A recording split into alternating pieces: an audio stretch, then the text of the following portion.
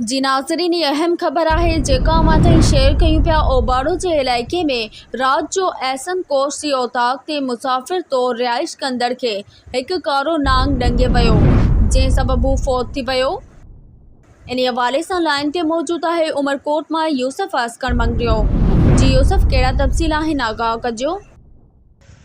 जी बिल्कुल, ही फोती पोड़ो हिंदू बिरादरी सां ताल्लुक़ रखे थो, जेको गुज़िरियल ॾींहुं सैयद सराय रंगपुर ओबाड़ो जे इलाइक़े में रात जो एहसान कोश जी औताक ते मुसाफ़िर तौर रिहाइश कई, जिते हिकु कारो नांग ज़ाहिर थियण ते हिन पीरसन चयो त नांग खे न मारियो, मां सैयद आहियां, ही मूंसां मिलण आयो आहे।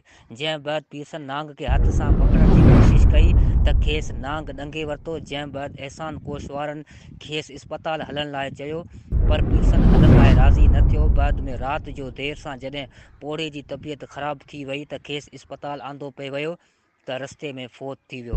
जी ठीक है यूसुफ, अपडेट करण लाइ महिरबानी।